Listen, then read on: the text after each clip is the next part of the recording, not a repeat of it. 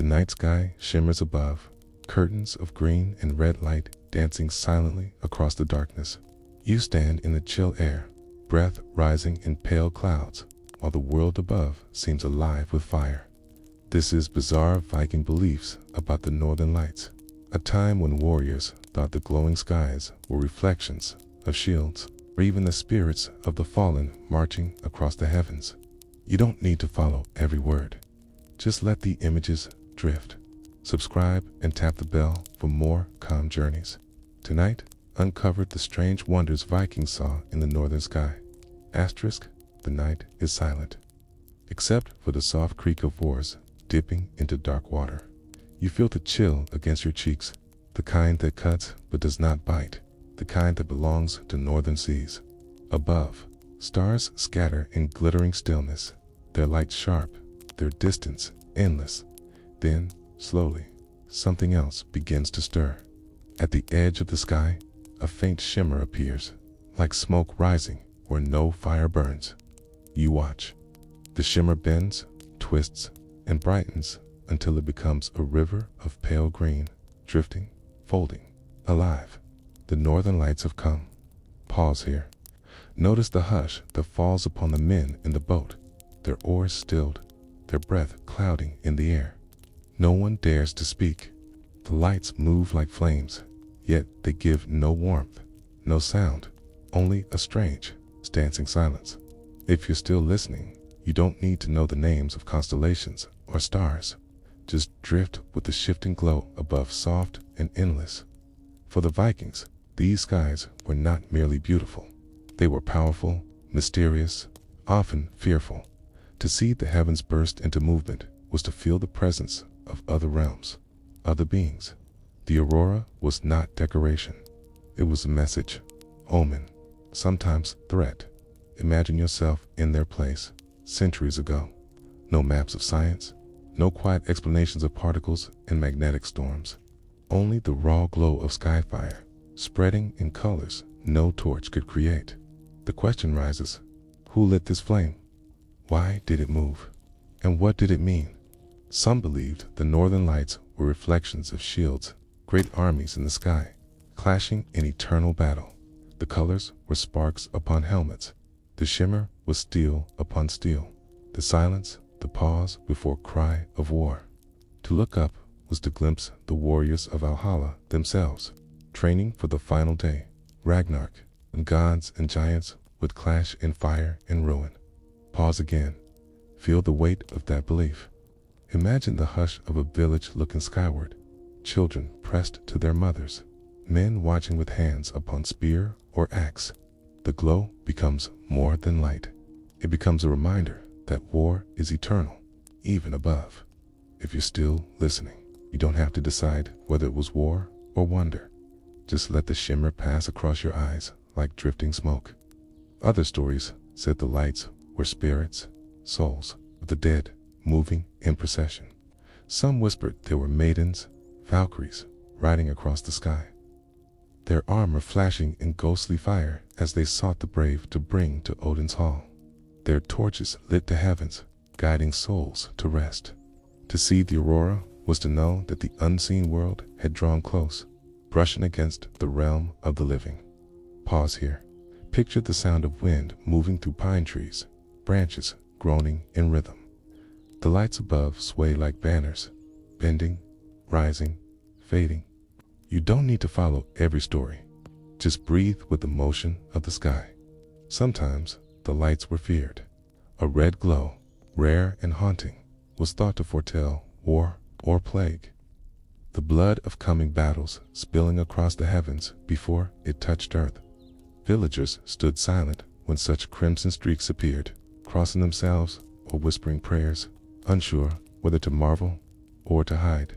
The sky was alive, and the living could do nothing but watch. If you're still listening, you don't have to remember each omen. It is enough to notice how the flame of the sky seemed to carry weight heavier than words. Centuries passed, but the awe remained. Sailors at sea looked for the aurora as both guide and warning. Farmers on winter nights watched its dance, wondering what season it promised. Children lay awake in longhouses, whispering about Valkyries, about spirits, about battles overhead. The fire was endless, yet never explained, a presence as old as their gods.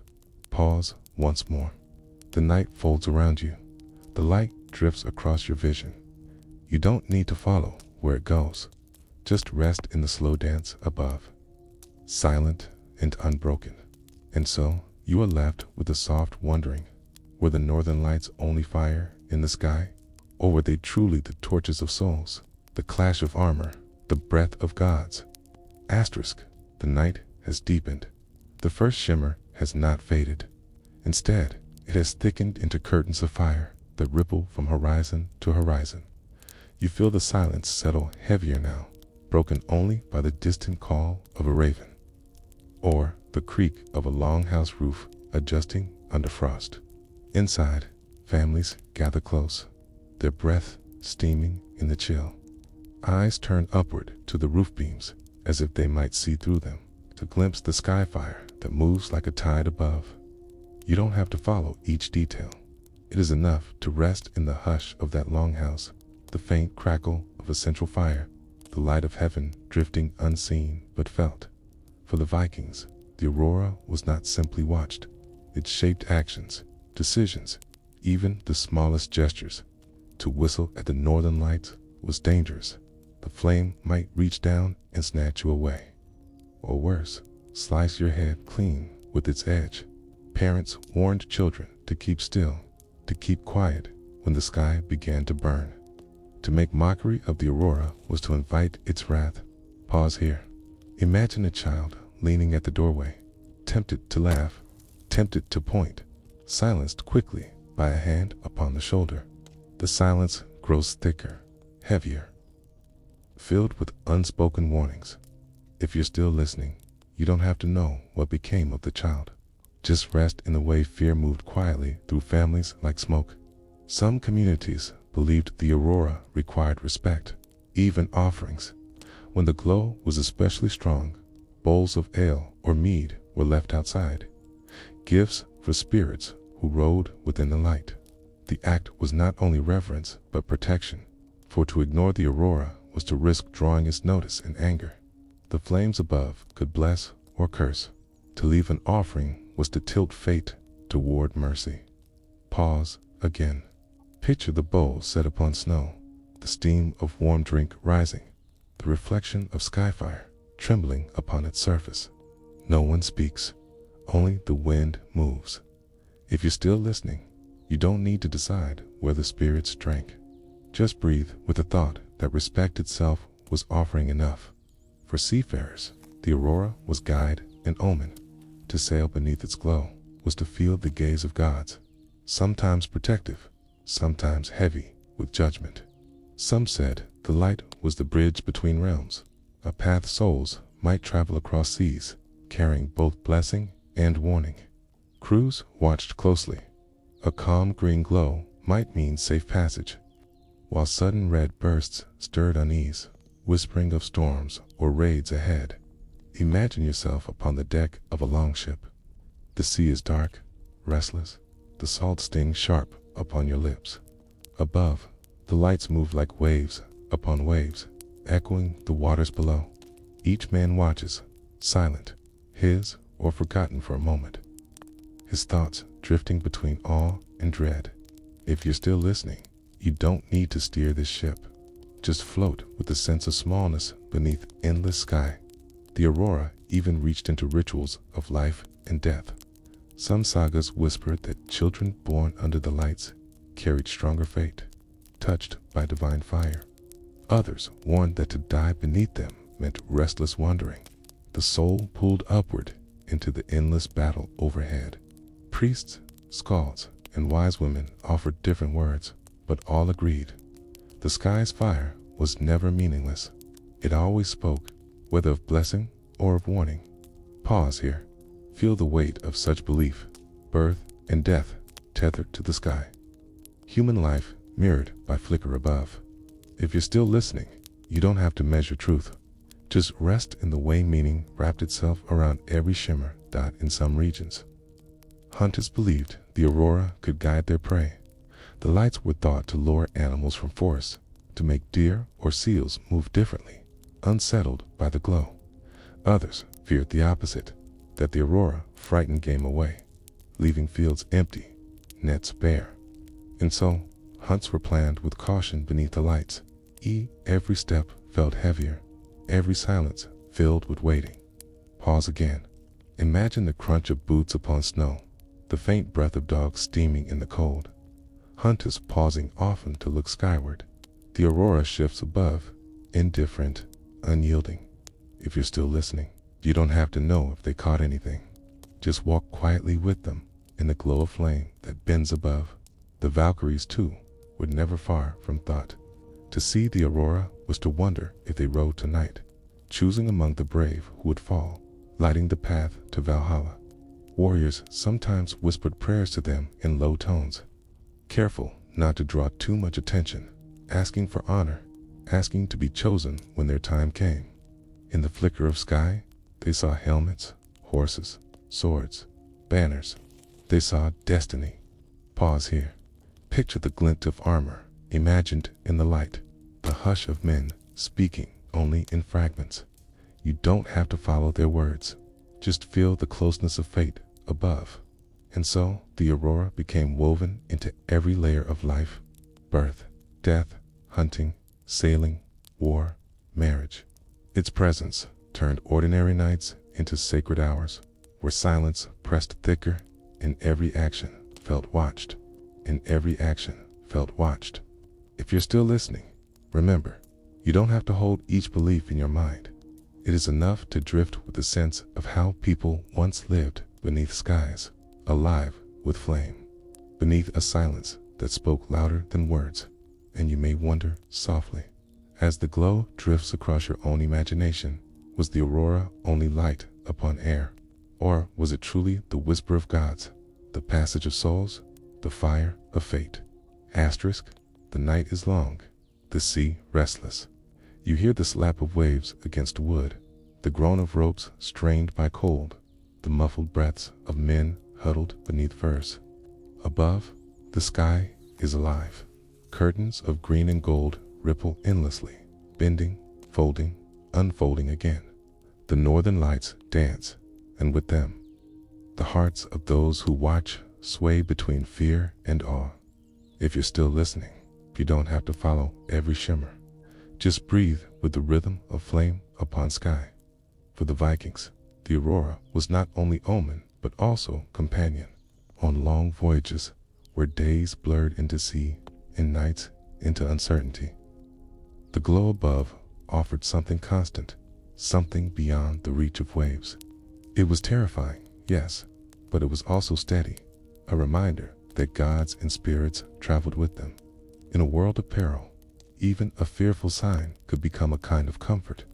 Pause here.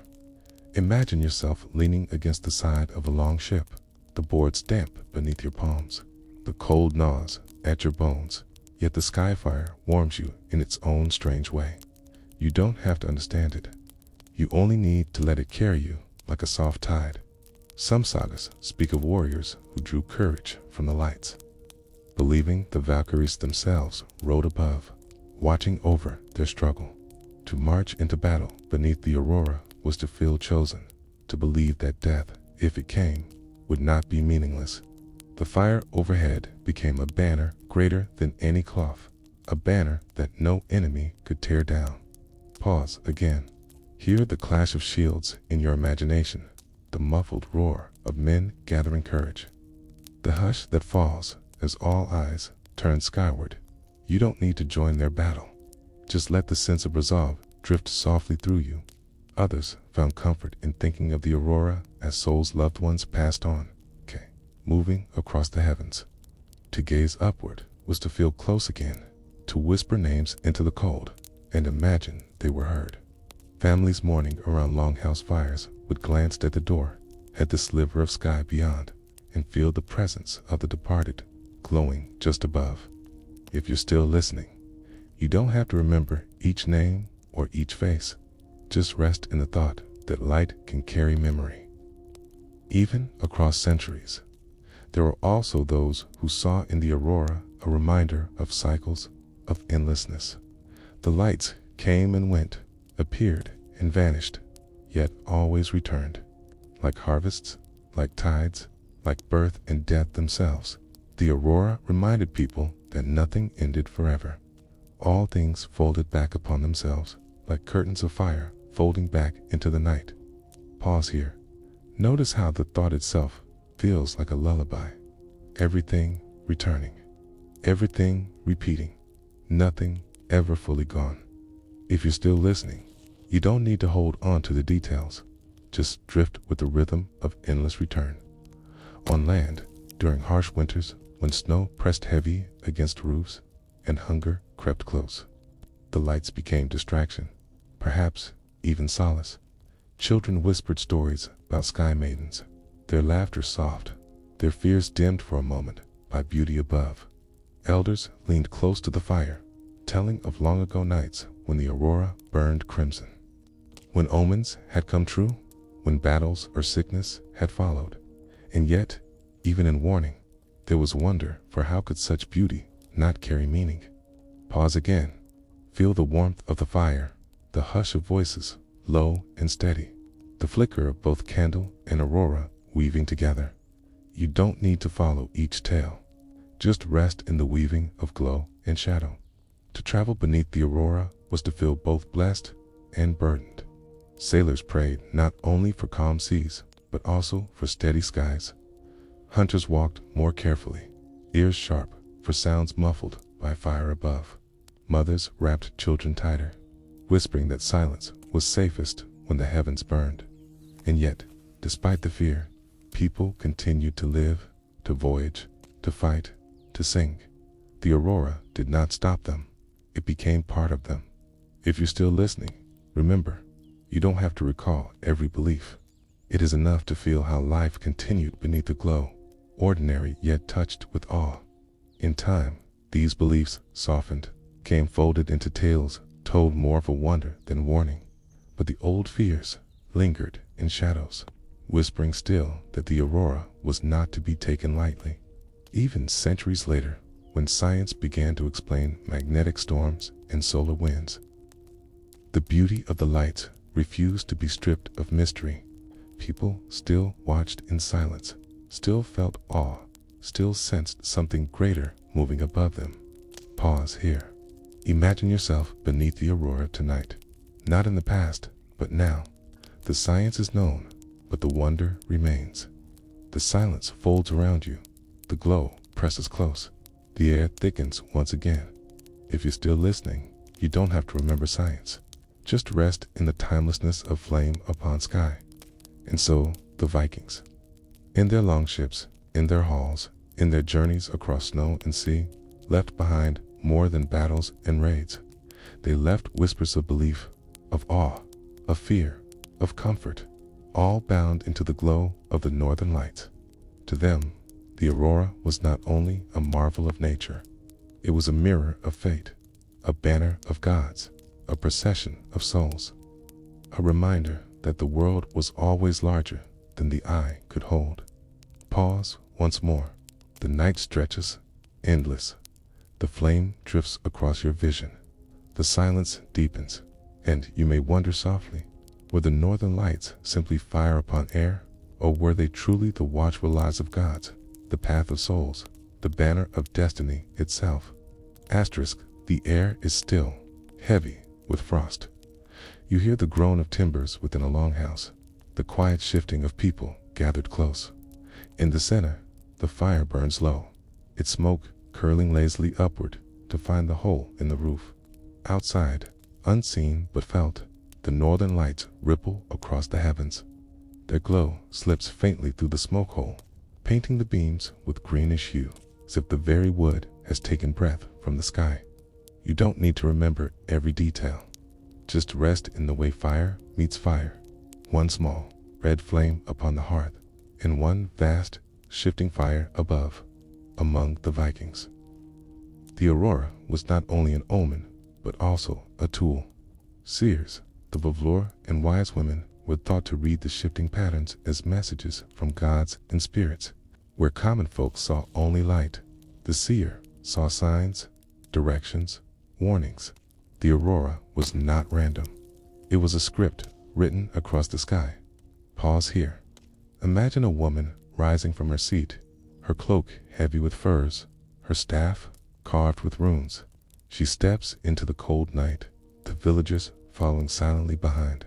Her eyes lift to the flames above, and she begins to speak, not quickly, not loudly, but slowly, letting each word stretch like the glow overhead. If you're still listening, you don't have to follow her prophecy. Just let the cadence of her voice drift past.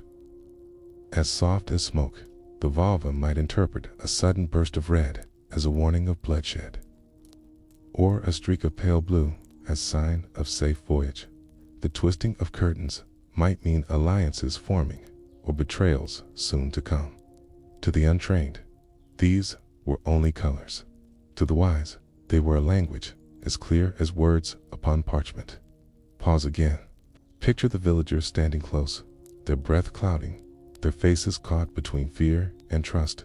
The flame above bends and folds, and they wait, knowing their fates might hang upon its movement. If you're still listening, you don't have to know what fate she gave them. Just sense the weight of her words in the stillness. Sometimes, rituals were held when the lights were strongest. Fires were extinguished inside homes, and all gathered outside. Their faces paled beneath the sky's glow. Offerings were laid upon stones, bread, mead, sometimes blood from animals, given to ensure that the lights spoke kindly. Songs rose, low and rhythmic, echoing the flicker overhead.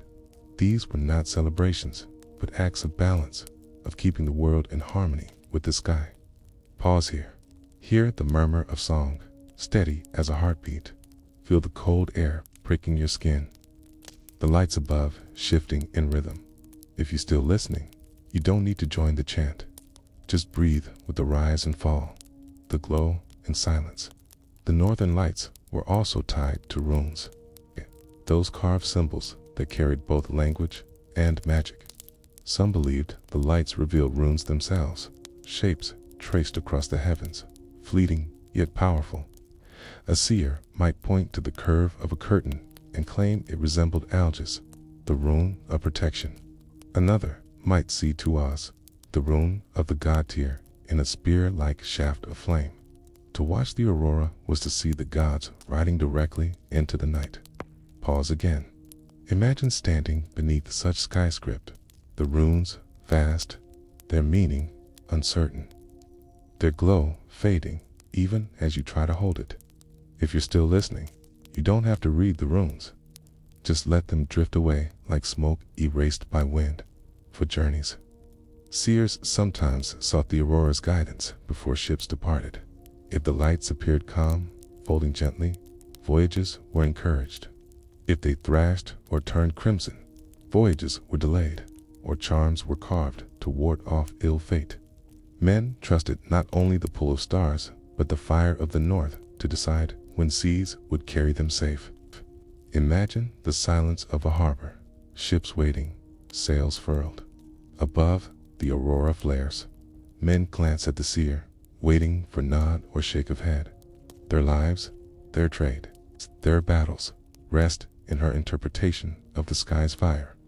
If you're still listening, you don't need to sail with them. Just stay up on the shore, watching the glow bend across the masts. But belief was never simple. Some feared that to stare too long at the aurora was to lose part of yourself, that your soul might be drawn upward, dazzled into wandering. Seers were trained to resist this pull, to look without being taken, to listen without being silenced. For common folk, it was safer to glance and then look away, never letting the flame hold your eyes too long. Pause here. Feel that tension, the pull of wonder, the tug of fear. Your eyes linger upward, yet your heart warns you to turn away. If you're still listening, you don't need to choose. Just drift into space between fascination and caution. There are tales, too, of battles foretold by aurora. Seers claimed to see riders racing, swords clashing, armies gathering in the glow. Villages prepared for raids. Kings readied their warriors, not from scouts or news, but from fire that moved above. Some victories, some losses, were tied in memory not to men's planning but to the sky's prophecy. Pause again. Hear the silence before battle, broken only by a crackle of torches. Above, the lights bend, and men whisper prayers into their beards. If you're still listening, you don't have to fight with them. Just feel the gravity of sky present close. In this way, the aurora was not only beauty, but system, a living calendar, a language, a guide. It was not neutral. It was active, alive, speaking to those willing to hear. And though no two seers agreed completely on meaning, the people listened, because silence of sky was too deep to ignore. If you're still listening, remember, you don't have to recall each rune, each ritual. It is enough to drift with the sense of how fire became prophecy, how silence became voice. And so you are left with gentle wondering. Were the northern lights truly messages from gods? Or were they the canvas upon which people painted their fears, their hopes, their needs for meaning? The night is heavy again. You hear the creak of snow beneath boots, the muffled breath of animals penned close to houses, and above it all, the faint crackle of wind that seems almost to hum when the northern lights appear. The glow spreads slowly, as if brushed by unseen hands across the black canvas of the heavens. It does not rush, it does not roar. It drifts like long veils pulled across the sky. If you are still listening, notice how time feels slower now, as though the very rhythm of the world bends to the pace of the lights. You don't have to hold every detail. Just rest with the sound of the aurora stretching, folding, lingering dot for the Vikings. The northern lights were not a rare surprise, but a companion of life. They were feared and honored, avoided and consulted. Even in the rhythm of daily survival, fishing, farming, tending fires, the glow overhead was felt as presence. Imagine fishermen standing by their boats at night, ropes frozen stiff in their hands. The aurora pulses above them, painting the water with green streaks. Some believe it is a guide, a light to help them find safe passage home when moon and stars fail. Others murmur that such glow is dangerous, that it signals storms hidden beyond the horizon. Their voices are hushed.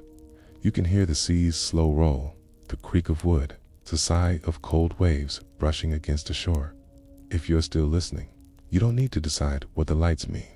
Just let the rhythm of waves and sky blur together. In villages, mothers sometimes warn children not to whistle beneath the lights. To do so might call spirits down or anger the flames above. Children, being children, sometimes whistled anyway, daring each other, laughing nervously. The laughter would fade quickly when the lights brightened, as if the sky had indeed heard.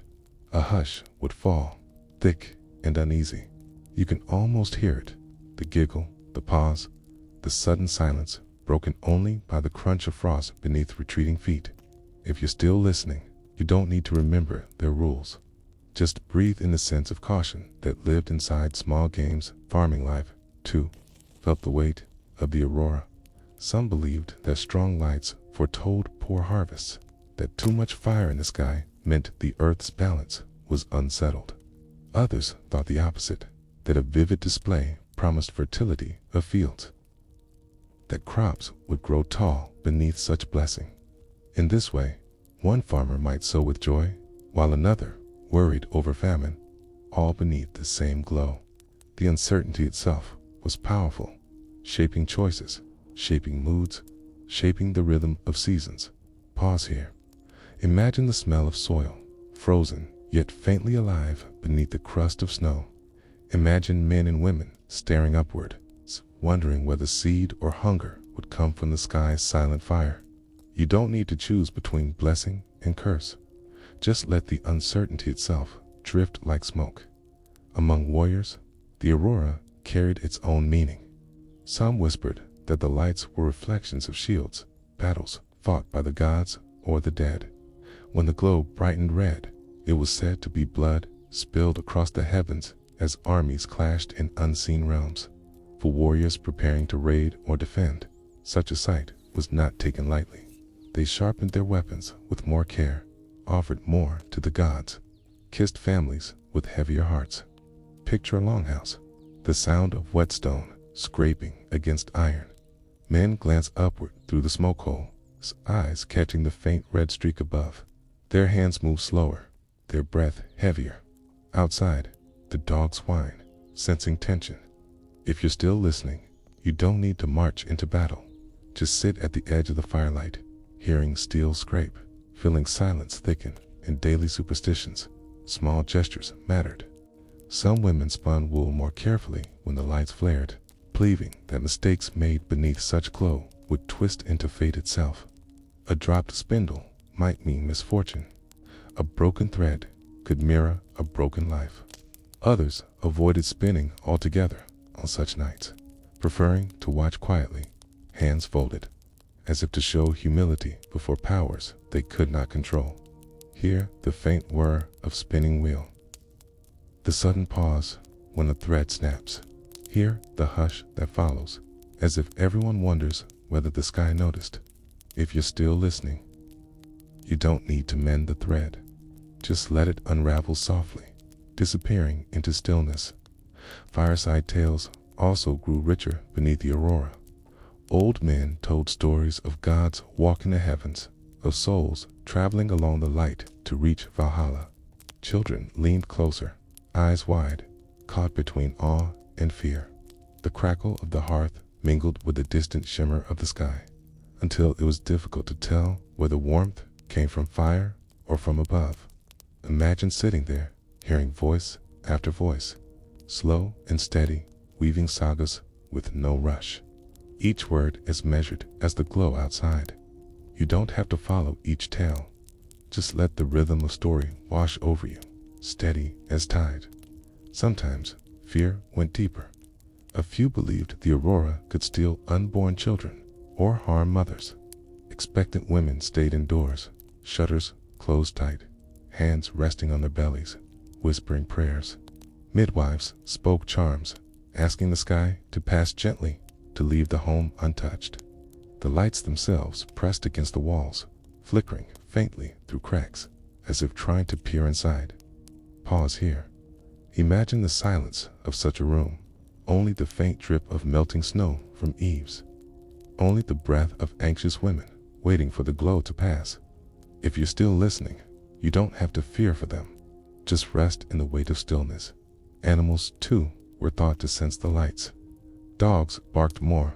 Cows shifted uneasily. Horses stamped their hooves. Some said the aurora carried sounds, faint crackles, whispers, or hissing like far-off fire.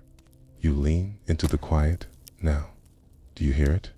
Not a voice, not a word, but the faint impression of something moving, murmuring, alive in the distance. You don't have to decide whether it's real. Just let the impression linger. Like wind curling through rafters, daily life beneath the aurora was therefore never ordinary. It was tinged with wonder, shaped by superstition, slowed by reverence. People moved differently when the sky burned. Work was done with more care. Songs sung with deeper voices. Silences held longer. In a world of survival, where winters were harsh and harvests uncertain, the northern lights were more than beauty. They were a reminder that life was not fully in human hands, that unseen forces pressed close. If you're still listening, notice how your breath matches that rhythm. In and out, like the glows, rise and fall. You don't have to hold every superstition. It's enough just to drift with their presence. And so you are left with the question that lingers. Unresolved, when the Vikings stared into the sky and saw fire moving silently, did they shape their beliefs to fit the lights? Or did the lights shape the rhythm of their lives? Asterisk, the night draws long once more.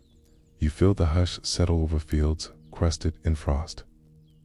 The smoke curling faintly from longhouse roofs, the sea's distant murmur beyond frozen dunes.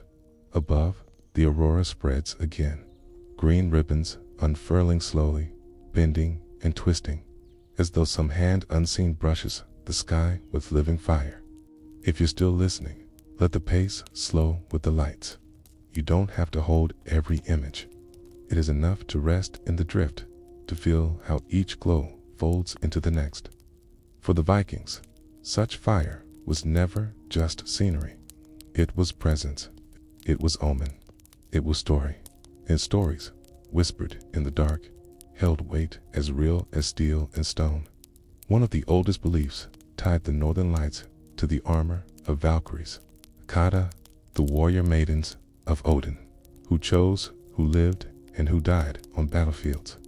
Their armor, gleaming and polished, was said to scatter sparks across the heavens as they rolled through the night sky. When the aurora flared bright, men whispered that Valkyries were passing, their horses stamping upon clouds, their spears flashing. Imagine lying on the cold ground after battle, staring upward. The air smells of iron and smoke. You hear the groans of the wounded, and then you see it. The heavens alight, the fire drifting like a road across the night. You do not know whether it is salvation or summons, but you feel the weight of it pressing close. If you're still listening, you don't have to follow their fear. Just let the glow itself move softly through your mind, like armor shifting in silence. Another strand of belief saw the lights as the Bifrost, the burning rainbow bridge connecting Midgard, the human world, to Asgard, the realm of gods, while the rainbow was more often linked to daytime myths. Some whispered that its fiery double appeared at night, stretched across the heavens as shimmering aurora. To see, it was to glimpse the boundary between mortal and divine, between frostbitten earth and halls of the gods. Picture a lone traveler pausing on a snowy road, lantern dim in the wind, staring upward at a streak of red and green. He lowers his hood, breath frosting. Is that merely skyfire, or the very bridge the gods stride across? He does not speak. He only watches, feeling both small and boundless beneath the stretch of light. You don't have to walk his road. Just rest in the idea of bridges glowing faintly between worlds. There were darker tales too. Some said the lights were the spirits of unquiet dead warriors who fell without honor, or souls wandering restless. The swaying fire was their procession, doomed to drift endlessly until the world ended. For families who had lost kin without rights, the aurora might stir uneasy thoughts. Was their loved one among those lights, moving endlessly, unable to rest? You hear the creak of a door opening. A mother steps outside, cloak wrapped tight, eyes lifted to the green fire swaying above. Her hands tremble as she wonders. Her breath catches. Then she whispers a prayer into the night, words carried on cold wind. If you're still listening, you don't have to carry her worry. Just let the image of fire souls drift like smoke, cupped, fading into dark dot. In sagas, the lights were sometimes tied to dragons. Vast serpents were imagined to coil beneath the earth, gnawing at roots of the world tree, their scales catching fire as they twisted. The aurora was thought to be sparks from their breath, or glints from their eyes. This made the glow ominous, not guiding, but warning. When the sky burned brighter, some feared that monsters stirred deeper underground, waiting for their time to rise. Hear the low rumble of earth, imagined or real. Feel the hush that follows as villagers glance at one another, unease curling in their bellies. The fire above flickers, a reminder of forces too large to tame. If you're still listening, you don't have to picture dragons clearly. Just let their shadows move softly at the edge of thought. Other whispers connected the lights to childbirth and fate. Some midwives said that souls traveled along the aurora, descending or ascending, choosing their moment to enter or leave the world. A child born beneath bright lights might be destined for greatness or cursed with burdens heavier than others. The uncertainty itself made nights of birth charged with meaning. Every flicker overhead seemed to write a line in someone's life. Inside a smoky room, candles gutter, a woman cries out, the midwife steady at her side. Through the small window, faint green fire presses in. The midwife mutters charms, half to calm the mother, half to appease the lights. Outside, dogs stir uneasily, as if sensing passage unseen. If you're still listening, you don't have to follow their fate. Just feel the glow pass gently over the roof. Neither blessing nor curse, only light as centuries deepened. Norse poets found ways to weave the aurora into kennings, those layered metaphors that bound sky and story. They called it the fire of the heavens, the path of spirits, the armor's glow. Each phrase added another thread, weaving mystery into memory, and through repetition, belief itself thickened, carrying forward from one generation to the next.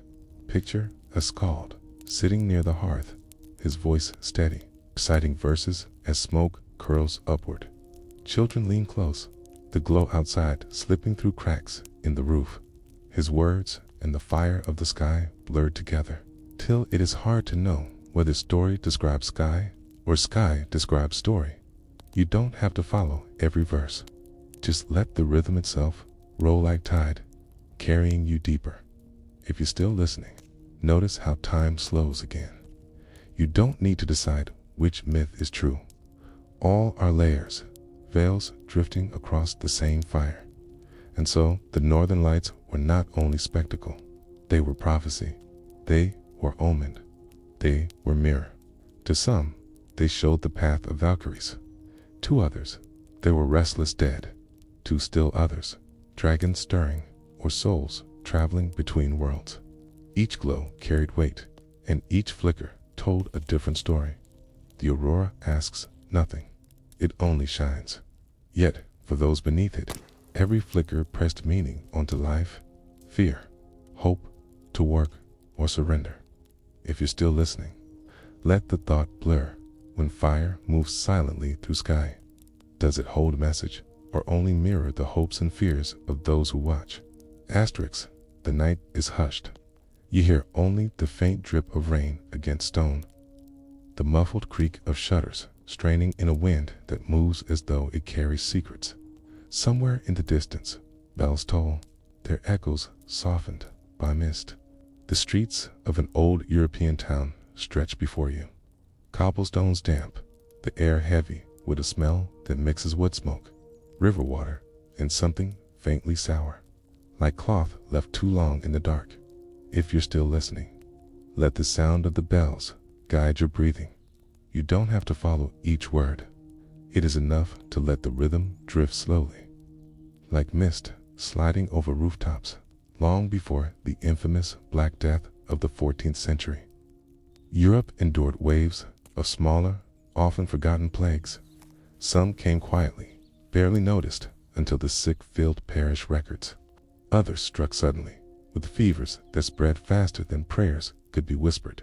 To live in those centuries was to carry, always, the uneasy awareness that breath might falter, that neighbors might vanish, that entire villages could fall still without warning.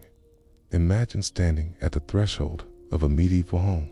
The door is thick oak, rough under your fingertips. Inside, you hear shallow breathing, interrupted by coughs that rasp like dry reeds. A mother wipes her child's forehead with a cloth dipped in cold water. Outside, her husband sharpens a spade in silence, preparing for what he hopes he will not need. You don't have to linger in their fear. Just feel the silence folding in, as though the very walls absorb it. One of the earliest plagues recorded after Rome's decline was the Justinian plague in the 6th century, sweeping from Constantinople through trade routes into Europe. Carried by fleas on black rats, it spread along ships docking in harbors, slipping unseen into warehouses stacked with grain. For those who first witnessed it, the signs felt uncanny. Sailors returning from distant ports arrived weak, their bodies marked by swellings under arms and at the groin. Within days, whole crews lay motionless. The disease did not march with banners or trumpets. It arrived in silence. In the shadows of commerce, picture a dockyard at dusk. The water slaps against wooden hulls, Lanterns flicker, casting yellow trails across wet planks. Men stagger from ships, too tired to unload cargo. A gull screams overhead. Then the air stills again. No one yet knows the sickness that hides in the straw bales stacked by the quay. If you're still listening, you don't have to hold every detail. Just let the image of silent arrival sink gently into the quiet dot. By the 8th and 9th centuries, new plagues resurfaced again and again. In Frankish chronicles, monks recorded that villages emptied as though by sudden frost. Survivors describe waking to find neighbors dead at their thresholds, fires in hearths burned down to ash, animals wandering unattended. At times, famine followed plague, and plague followed famine. A cycle that blurred until suffering itself felt seasonal. Inside a monastery, you hear the scratching of quills as monks copy these accounts. The ink shines wetly under candlelight, the wax dripping slowly, each drop a soft hiss. The scribe pauses, listening to the wind pressing against narrow windows. He resumes, but his hand trembles. He has written of death so many times that the letters themselves seem like shadows. If you're still listening, you don't have to memorize the centuries. Just notice the glow of the candle, the steady scratch of ink, the silence between breaths. Plagues did not only bring fear, they reshaped lives. Fields went unplowed, forcing survivors to abandon villages for safer ground. Entire towns shrank into clusters, people gathering closer for comfort, even as closeness spread sickness faster. Markets emptied, yet trade never fully ceased. Merchants still risked their journeys, carrying spices, cloth, and unseen the possibility of illness into each port they touched. In a marketplace, shutters stand half open. A woman arranges onions, their sharp scent cutting through the damp air. Few customers pass, but she waits, her eyes flicking upward each time she hears a cough. Behind her, a child plays with a carved wooden horse, dragging it through puddles. Life continues, but with a watchfulness that does not fade. If you're still listening, let yourself drift in that market. Smell the onions, hear the dripping eaves, feel the heaviness of the air, and let it all dissolve again into stillness. As centuries deepened, so too did rituals of protection. In towns where plague struck, people burned herbs in braziers, hoping smoke would purify the air. Rosemary, lavender, and juniper crackled in flames, filling narrow streets with sharp, pungent scents. Physicians carried pomanders, small balls of wood or silver, stuffed with cloves, nutmeg, or dried rose petals pressed close to the nose as they walked among the sick. The belief was simple. Sweet smells shielded the body. Foul smells carried death. Picture yourself walking through one of these lanes. The smoke clings to your clothes, heavy and herbal. You hear footsteps on stone, but no voices. From behind a shutter, a child sneezes, then falls silent again.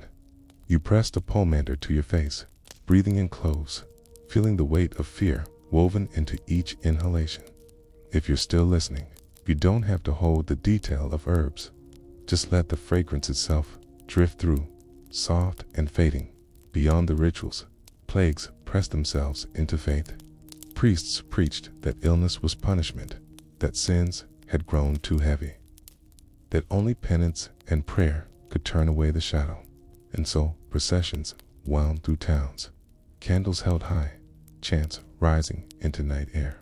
Some walked barefoot, some whipped their own backs until blood ran, believing pain itself might purchase mercy.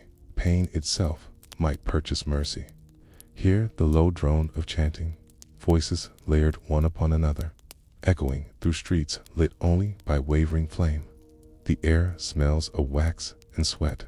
Above, the sky hangs still, indifferent, fatigued, while the aurora of sickness lingers unseen. You don't have to follow every belief. Just let the chant fade slowly, like breath leaving stone corridors. By the time the Black Death struck in the mid-14th century, Europe had already been shaped by centuries of these earlier plagues. But the scale of that later pandemic, whole towns emptied, tens of millions gone, made it overshadow all that came before. And yet, those forgotten plagues mattered. They prepared the rituals, the fears, the expectations.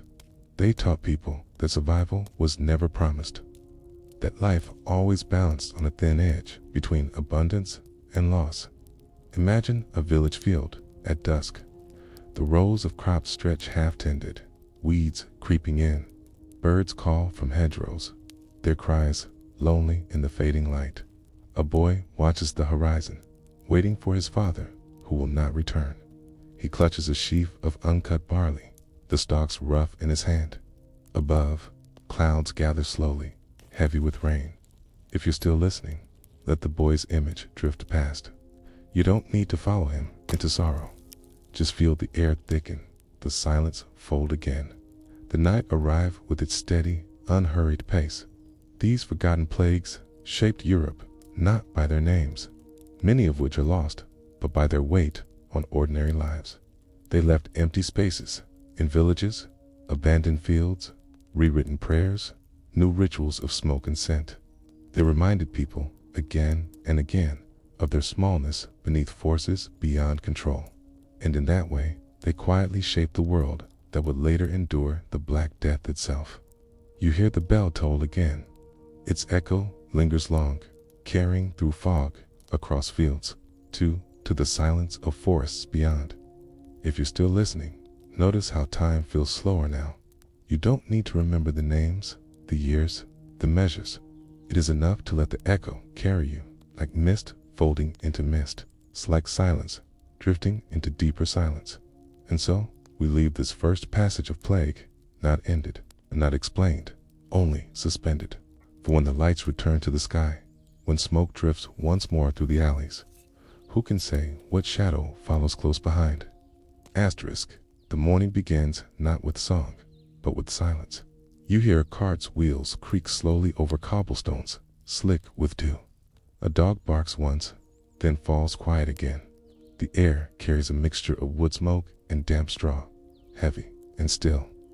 In the faint light, shutters open hesitantly, one by one, as though the town itself wonders whether to face another day. If you're still listening, notice how the pace slows here. You don't need to follow every detail, only the texture of silence, the breath of morning mist, the faint stirrings of a town in shadow. For those who endured forgotten plagues, survival meant adaptation. It meant finding rhythm in uncertainty, shaping life around absences. In a small village, when illness spread, people learned to cook with fewer hands. A pot of barley gruel simmered slowly over a low fire, stirred by a child barely tall enough to hold the spoon. Bread was baked in smaller loaves, sometimes stretched with chestnut flour or ground peas. The smell, of course, bread mingled with the earthy aroma of root vegetables pulled hastily from soil. Hunger itself became a kind of companion, not sharp, but constant, pressing at the edges of every decision. You pictured the table where they ate. The wood is rough, scarred with cuts from knives, stained by years of use. The family gathers around it, bowls in hand. Steam rises, though faintly. No one speaks much. The only sound is the scrape of spoons, the faint crackle of the fire, the sigh of wind slipping through gaps in the shutters. If you're still listening, let that image drift the table, the silence, the warmth of the bowl against cold hands. You don't need to hold the history tightly. Just let it pass, like smoke fading into rafters. In towns, markets continued, though altered. Merchants still set out goods, but with glances sharper than before. Buyers approached cautiously, sometimes covering their noses with cloth soaked in vinegar. Coins were dropped into buckets of water before being exchanged, as though silver itself might carry contagion. The smell of vinegar cut sharply through the air, mixed with the sweeter, heavier scent of apples, dried fish, and onions. Imagine standing at such a stall. You feel the rough skin of apples under your fingers, the tang of vinegar in your nose. You hear murmurs of bargaining, but softer than usual, as though voices themselves might carry danger. Every movement is slowed, deliberate, careful, and yet trade continues. People still need food, cloth, salt. Survival is not grand. It is simply persistence, okay? One measured step after another. If you're still listening, you don't have to remember the stalls or the coins. Just linger in the market's hush, the smell of vinegar, the faint echo of voices drifting low. Faith, too, bent under plague. Churches remained open, but gatherings shifted. Some prayed more fervently, kneeling on cold stone floors until knees ached. Candles burned long into the night, wax dripping in slow rivulets, filling chapels with the sweet, heavy scent of tallow. Hymns rose, but quieter than before, as though fear pressed the voices down. In some towns, statues of saints were carried through streets, cloaked in garlands of flowers meant to ward off sickness. You see the procession moving past. Lanterns swing, casting halos of light across wet cobbles. Petals scatter underfoot, their fragrance faint in the damp night air. Children clutch their mother's skirts, watching with wide eyes. A dog trots alongside, then pauses to sniff the air. Above, the sky is vast and empty, stars hidden by mist. If you're still listening, let the lantern light sway in your thoughts. You don't need to follow each ritual. It is enough to feel the glow, the slow steps, the echo of prayers dissolving into night. Not all turned to prayer. Some turned inward, withdrawing into homes, closing shutters tight, locking doors. Families huddled together, surviving on what they had stored. You can imagine the interior of one such cottage. A single, smoky room. Low rafters blackened with soot, rushes strewn on the floor. In the corner, a mother rocks her child, humming softly, though her eyes are fixed on the door.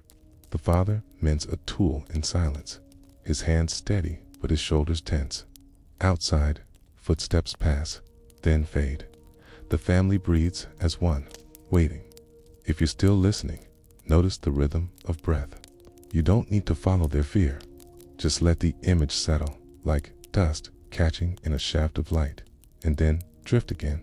In cities, the response was sharper. Some leaders ordered entire quarters burnt to cleanse them. The crackle of flames rose through narrow streets, smoke mixing with cries and the shriek of timbers collapsing. Others enforced isolation, stationing guards to prevent movement. A red mark painted on a door signaled a house under quarantine. Those inside had food delivered, often tossed from a distance. Children pressed their faces against glass panes, watching the world pass while they remained confined. Picture one of those doors. The red mark glows in morning light. The street outside is nearly empty. A loaf of bread sits on the step, cooling in the air. Inside, a family peers out, their shadows faint against thin curtains. The silence feels heavy, like water pressing against glass. If you're still listening, you don't need to hold the image of marks and guards. Just let the silence itself surround you, pressing gently, then easing away. Through it all, resilience grew quietly. Some learned to tend herbs more carefully, gathering sage, thyme, and yarrow to brew into teas. Others stored dried lavender in pillows, believing it brought restful sleep. In monasteries, monks experimented with mixtures of honey and vinegar to soothe throats, a poultices of garlic pressed against swollen skin. The smell of herbs filled cloisters, sharp and bitter, but tinged with hope. You walk with them through a monastery garden. Dew clings to leaves. Bees hum faintly, moving from blossom to blossom. The air is cool, tinged with rosemary. A monk bends to cut sprigs of sage, his knife glinting in the sun. He pauses, looks upward, and for a moment, all is still. Only the hum of bees, only the whisper of leaves. If you're still listening, let the hum of bees soothe you. You don't have to remember which herbs were used. Just let the sound and scent drift, calm and unhurried. There were darker responses, too. In some towns, strangers or outsiders were blamed. Whispers spread of poisoned wells, of curses carried by those who looked different, of sins that demanded punishment. Fear sought an object, and sometimes it found one, unjustly. Yet, even within this, acts of kindness shone quietly. Neighbors shared food with the sick. Priests risked their lives to give last rites. Women nursed not only their own families, but others abandoned. You see one such act? Woman kneels beside a stranger in the street, lifting his head gently, pouring water to his lips. Around them, others pass quickly, afraid to stop. But she lingers, her hands steady, her eyes calm. The sound of her voice is low, murmuring words no one else can hear. If you're still listening, don't need to follow her courage. Just notice the quiet steadiness, the warmth of hands, the whisper that rises and fades. In this way, survival was not only physical, but emotional. People learned to live with absence, to carry memory like a shadow that stretched long across fields. In parish records, scribes wrote names followed by a single word, pestilencia, followed by a single word, pestilencia. Yet for each name, there were countless gestures left unrecorded. A blanket tucked around a child, a song hummed in darkness, a loaf shared despite hunger. Imagine one of those records. The parchment is rough, the ink faded brown, a single name stands, then silence. But beyond it, you can almost hear the laughter that once filled that life, the footsteps across wooden floors, the voice lifted in song. The record is a shadow, but the life was warmth. If you're still listening, let that parchment drift from your thoughts. You don't need to hold the name. Just feel the quiet weight of memory, then let it dissolve again. The forgotten plagues taught Europe a rhythm of endurance. Work slowed, then resumed. Fields lay fallow, then grew again. Towns emptied, then filled once more. Each cycle left scars, but also new habits, stronger walls, cleaner wells, deeper rituals of care. And so life bent, but did not break. You hear footsteps in a village lane, soft in the dust. You smell fresh bread cooling on a window ledge. You see a child run, laughing, across a field once abandoned. Shadows lengthen, but the light still holds. If you're still listening, notice how time feels slower now. You don't have to follow every survival, every custom. It is enough to let the rhythm of persistence guide you, like footsteps fading into dusk. It's like candles burning low, like silence deepening once again. And so, this chapter rests here, unresolved. For even survival carried questions. How long until the next shadow? What strength would be needed then? Sterisk, the evening falls quietly, as though the air itself carries the memory of silence. Achoo, hear the faint toll of a bell, but it is distant, softened by layers of mist. A lantern sways in the wind, its glow blurred against stone walls, blackened with age. In the hush of twilight, the streets seem older than they are, carrying not only footsteps of the living, but whispers of those who once walked them and never returned. If you're still listening, you don't need to follow every detail. Just notice how the glow fades into mist, how the bell drifts into silence, how the air itself feels heavy with memory. Forgotten plagues shaped Europe, not only in loss, but in what was built, rebuilt, and remembered afterward.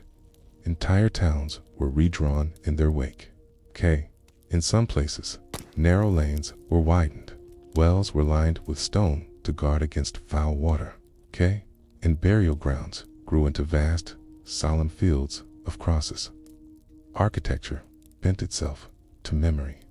Churches added chapels for the dead, cloisters for prayer, and walls covered in frescoes that showed skeletons dancing beside kings and peasants alike. These images, known later as danse macabre, reminded all who saw them that death made no distinction.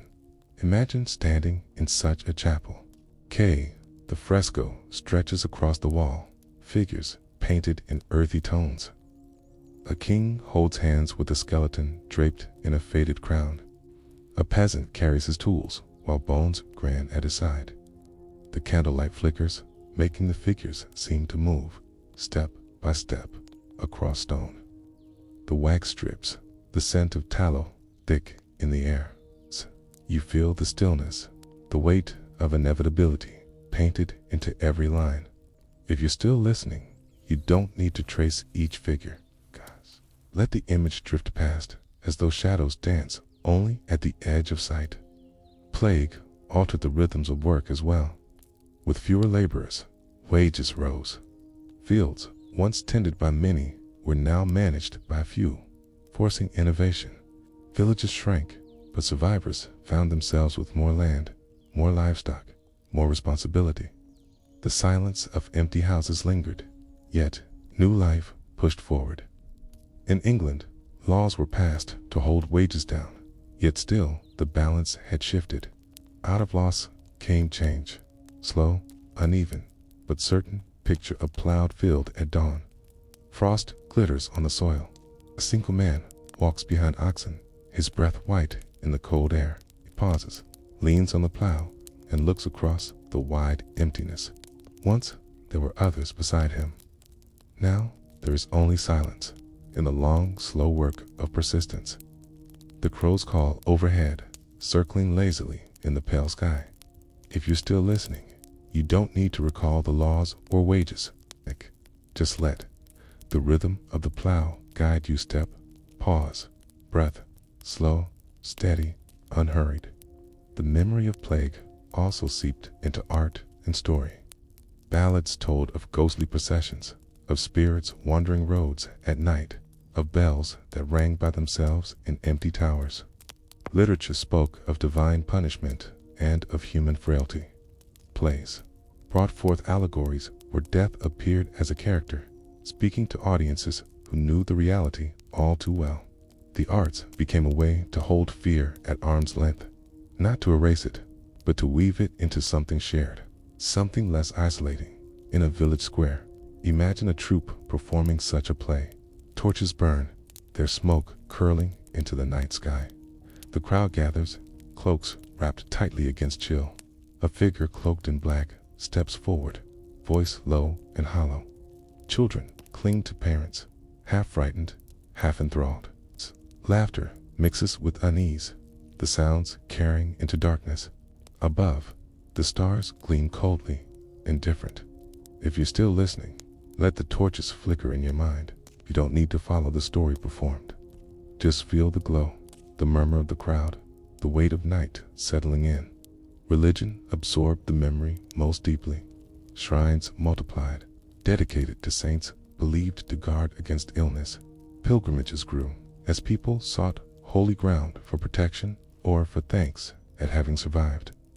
In some places, bells were blessed specifically to be rung in times of plague, their sound thought to drive sickness away. The tolling became both prayer and warning, echoing across valleys, rolling through forests, carrying both dread and comfort. Hear it now, the deep, steady note of a bell, lingering in the still air. You stand on a hill, overlooking fields fading into twilight.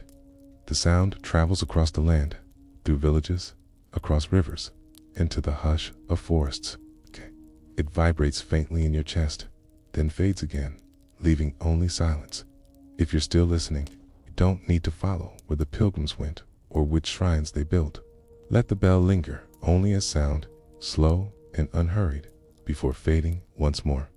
Communities also reshaped how they buried their dead. In earlier times, small churchyards sufficed, but waves of plague forced the creation of vast burial pits, often outside town walls. Later, as memory softened, some of these pits were built over with gardens, cloisters, or even marketplaces. Yet beneath, the layers remained silent and unseen. Cities like London and Paris grew atop such hidden grounds, their foundations carrying the weight of those long gone. Imagine walking through a bustling market centuries later.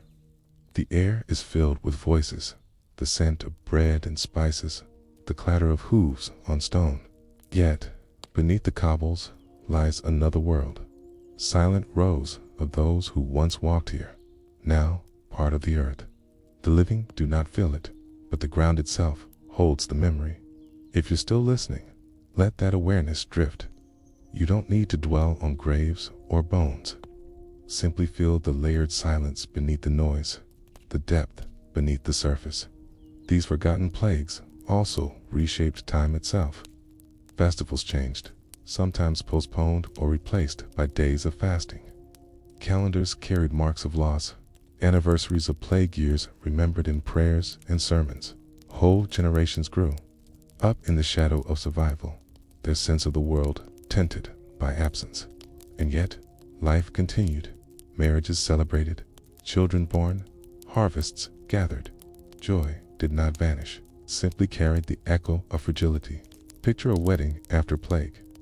The church is small, its stones cool underhand. Candles burn brightly, their flames steady despite drafts. The bride and groom stand close, faces pale but eyes filled with quiet determination. Outside, villagers gather, their laughter cautious but real. The bells ring, and for a moment, the sound feels lighter, carrying hope into the clear morning air. If you're still listening, you don't need to remember the vows. Just let the sound of bells lift gently, then fade again into silence. Even centuries later, forgotten plagues remained woven into culture in subtler ways. Superstitions about air, about smells, about omens persisted. The sight of a comet, the sound of a raven's call, the sudden silence of frogs at dusk, all could stir unease, echoes of times when sickness seemed to strike from the unseen. These shadows lingered, not as precise memory, but as instinct carried through generations like whispers beneath words. Imagine standing by a still pond at dusk. The water reflects the fading sky. Frogs croak, then suddenly stop. The air thickens. You feel the hush settle as though the world itself remembers something you cannot name. The silence presses, then slowly releases again, leaving only ripples on the water. If you're still listening, notice how time feels slower now. You don't need to remember the centuries or the rituals. It is enough to rest in the rhythm. Silence, sound, silence again. In this way, forgotten plagues shaped Europe not only in what was lost, but in what remained. They left traces in walls, in customs, in superstitions, in the very way people listened to the world around them. And though their names are faded, their presence lingers still, like echoes carried in stone, like shadows folded into memory. The bell tolls once more, its echo stretches, then fades, leaving only the deep stillness of night, and you are left with the softest of questions, when silence itself holds memory. Do we ever truly leave the shadows behind? The night begins in stillness. You hear the faint creak of timber as the house settles into silence. Outside, a cold wind presses at the shutters, rattling them softly, then recedes. The air smells faintly of damp earth, but within the room, the scent is warmer, beeswax melting, smoke curling from the wick of a single candle. Its flame trembles, casting shadows that bend and stretch across plaster walls. If you're still listening, you don't need to follow each word. Just notice the flicker, the hush, the way the shadows move slowly, like water rippling in the dark. In old England, long before gaslight or electricity, evenings belonged to the candle. It was more than light, it was ritual, presence, protection against the vast silence of night. Families gathered close, the day's work ending as soon as twilight dimmed. Spinning wheels slowed, tools were laid aside, and the house settled into a smaller world, defined only by the radius of flame. Picture a cottage hearth. The fire burns low, embers glowing red. On the table, 2 candles burn, their wax pooling, their smell faintly sweet. A child leans close, eyes fixed on the wavering flame. His mother pulls wool through her hands, spinning it into thread. His father mends a strap, the leather stiff beneath his fingers. Beyond that circle of light, the rest of the room is shadow, filled with shapes that shift and fade. If you're still listening, let the image drift. You don't need to keep the family in focus. Just rest in the glow, the warmth against the hush, the steady rhythm of life drawn smaller by night. Candles were not only for homes. In towns, guild halls glowed with rows of them during feasts. The wax dripped steadily, filling air with a scent both sweet and faintly smoky. Reflections shimmered across pewter cups and polished wood, while voices rose and fell beneath rafters blackened by centuries of fire. Candlelight made every face softer, every corner deeper, every silence more resonant. Imagine entering such a hall. The doors creak, heavy oak against stone. Inside, warmth strikes you, not heat, but brightness. Dozens of flames sway, their light moving like waves across the crowd. You hear laughter, low and rumbling, the clink of cups, the murmur of voices carried in layers. You smell roasted meat, beer thick with yeast, wax burning slowly. Yet even here, in the heart of gathering, the candle remains at the center. Small, it's fragile, but the keeper of night. If you're still listening, notice how the scene folds inward. You don't need to follow each sound. Let the glow itself hold you, soft and constant. There were also rules and rituals around candles. In some villages, a candle was lit at dusk and placed in a window, its flame a sign of welcome for travelers or a prayer for those on the road. In others, candles were lit before images of saints, their light rising as silent petitions. On certain nights, candles burned through until dawn, their slow guttering a marker of sacred vigil. Each tradition tied the ordinary flame to something larger: memory, protection, hope. Picture such a window now. Outside, the night is wide, fields fading into mist. The candle glows against the glass, its flame steady though the wind presses at the panes. A traveler walks the road, sees the light, and feels less alone. He continues, his breath clouding in the air, his footsteps muffled by damp earth. Behind him, the candle glows still, a small beacon in a sea of shadow. If you're still listening, you don't need to hold the story of the traveler. Just notice the glow, the way it softens the edges of darkness, the way it lingers. Candlelight carried symbolism, too. In homes, the number of candles burning could mark wealth, as tallow was costly and beeswax rarer still. A single flame meant frugality. 3 flames might signal celebration. Dozens of flames filling a chamber belonged to the wealthy, or to the church, where wax was both prayer and display. The candle marked status, even as it burned down to nothing.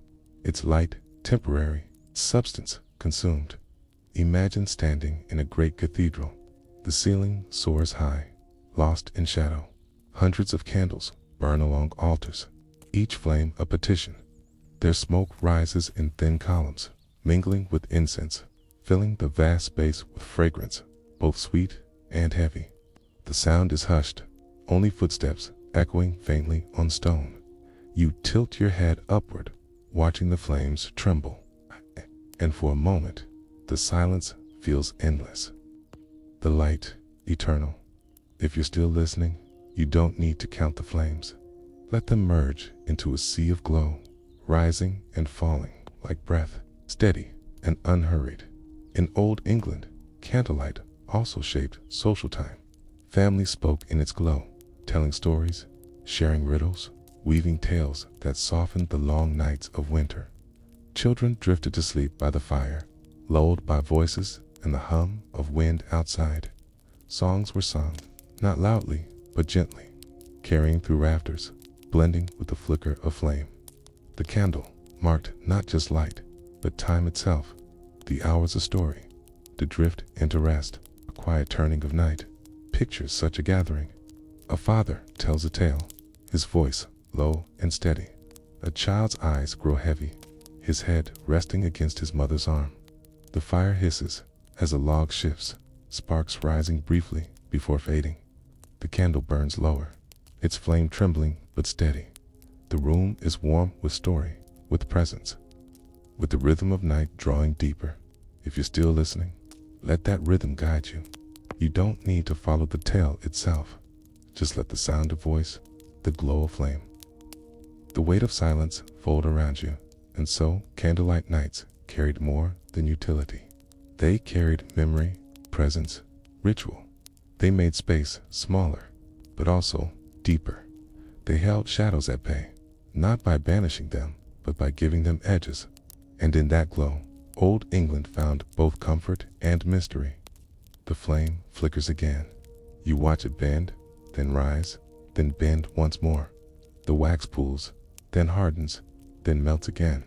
The silence folds in. If you're still listening, notice how time feels slower now. You don't have to follow history in order. It is enough to rest in the glow, the hush, to drift the shadow against stone. And so we leave this first flicker unresolved, unfinished, still glowing. For when the candle gutters, when the night deepens, what remains in the silence beyond its flame? Asterisk, the night begins with sound. You hear the rustle of branches in cold wind, the faint toll of a distant bell, the muffled footsteps of villagers gathering in the square. Lanterns sway, their light softened by mist, their flames bending against the draught. The air smells of smoke, damp wool, and wax melting slowly. In the hush, you sense that something old, something ritual, is about to unfold. If you're still listening, you don't have to follow each moment in detail. Just notice the hush, the glow, the way the sound folds into silence again. Candlelight shaped not only evenings at home, but the rhythm of entire seasons. Festivals rose and fell with flame. In early February came Candlemas, marking the midpoint of winter, when households brought candles to church to be blessed. These candles were thought to carry protection against storm, against sickness, against the unnamed shadows of the year ahead. Processions filled streets with light, each flame trembling but together, becoming something brighter, something communal. Imagine standing in such a procession. Dozens of flames surround you, their glow warming the air despite the chill. You hear the low murmur of prayers, voices layered softly, rising like mist. The wax drips onto hands, warm against skin. The scent of beeswax hangs heavy, sweet, and faintly sharp. Outside, the fields are bare, the sky wide and gray. But within this circle of light, there is comfort. If you're still listening, let the procession move past. You don't need to remember the words prayed. Just follow the slow rhythm of footsteps, the glow of flame, the drift of voices fading into distance. Candlemas was more than ritual. It was a marker of time, a promise that winter's darkness would not last forever.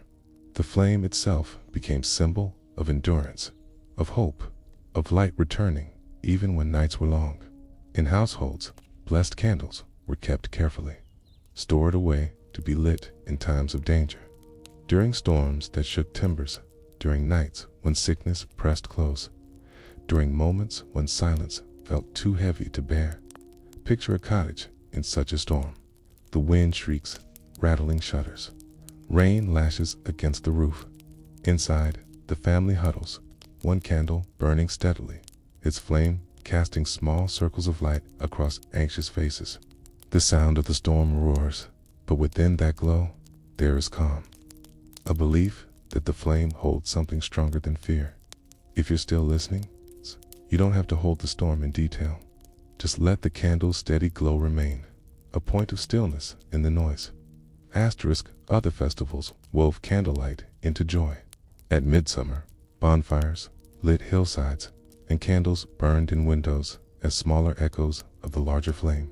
The air filled with the smell of charred wood, the laughter of villagers, the crackle of fire mixing with the hum of insects in the warm night. Candles were sometimes floated on water, small flames drifting across ponds, their reflections trembling like stars fallen into earth. Imagine the sight. Dozens of tiny lights moving slowly across dark water. The air is warm, the surface of the pond still, except for ripples made by each drifting flame. Children watch wide-eyed, holding their breath as though the candles carry wishes. The silence is deep, broken only by the faint hiss when a flame gutters out. The faint hiss when a flame gutters out. If you're still listening, you don't have to follow each wish. Just rest in the glow on water, the soft drift, the way light and darkness mingle gently. Superstitions clung to candles, too. It was said that if a candle burned unevenly, forming long rivulets of wax, it foretold sorrow. If a flame flickered without draft, it meant a spirit was near. If a candle went out suddenly, some whispered it was a warning. And so each flame was watched carefully, not only for light, but for meaning. Picture a woman watching her candle burn. The flame leans sharply, guttering as though stirred by invisible breath. She crosses herself, murmuring a prayer. The wax spills onto the table, forming patterns she does not wish to read. She snuffs the flame quickly, the smoke rising in a thin, twisting column, sharp in the nose, heavy in the air. If you're still listening, you don't need to hold the superstition. Just let the smoke drift, curling upward, fading into shadow. In some regions, candles measured time, called candle clocks. They were marked with lines, each hour burning slowly downward. In homes without bells, without clocks, the candle told the passing of hours.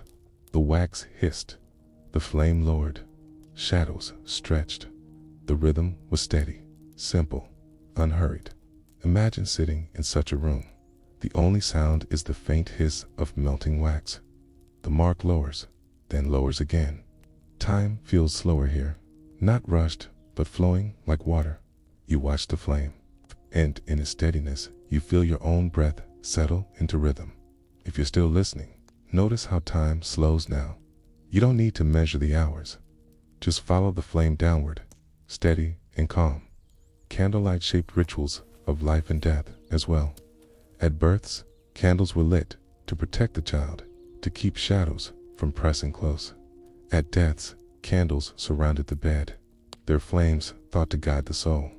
In between, life itself was marked by flame, marriages glowing with rows of tapers, feasts bright with clustered candelabra, vigils held in the quiet hours when only wax and silence remained. Picture a deathbed vigil. The room is hushed. Candles stand at each corner of the bed, their flames steady. Family members sit close, their faces pale in the glow.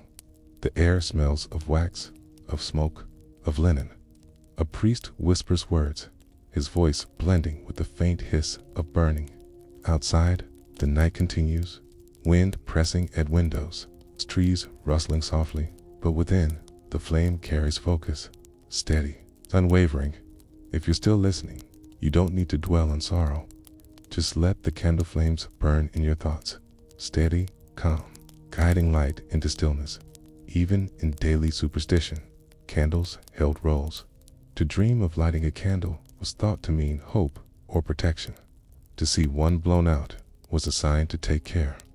On certain nights, candles were placed in windows to honor ancestors, their flames flickering like voices across generations. The living and the dead met in that glow, not in fear, but in recognition of continuity. Imagine such a night. A row of windows glows across a village street, each flame trembling in glass. The air smells faintly of wax and smoke. The silence feels soft, not heavy. You walk slowly, watching each flame, feeling the presence of lives remembered, of voices not forgotten. If you're still listening, you don't need to follow each custom. Just let the row of flames drift across your thoughts, one after another, steady, soft, dissolving into night. And so candlelight was more than light. It was time, protection, omen, ritual. It was the mark of season, the guide through night, the presence that softened shadows. Old England wove its traditions around flame, weaving memory into wax, faith into wick, hope into glow. The flame bends once more, steadying again. The wax pulls, then stills. The silence folds around it. If you're still listening, you don't need to remember each superstition, each ritual. It is enough to follow the glow, the hush, steady flicker, And so this chapter ends as it began, unresolved, unfinished, only suspended. For when the flame gutters, when the last wax melts away, what lingers in the silence beyond its glow? Asterisk, the night opens again in stillness. You hear only the faint rasp of wind against stone, the creak of a wooden beam settling in its place, the soft drip of rain outside. Within the room, a candle burns low. Its flame has shortened, its wax nearly gone, its glow dimmer than before. Shadows grow longer, stretching into corners where detail vanishes. The silence folds deeper, as though it too has been shaped by centuries of flame. If you're still listening, you don't need to follow each description.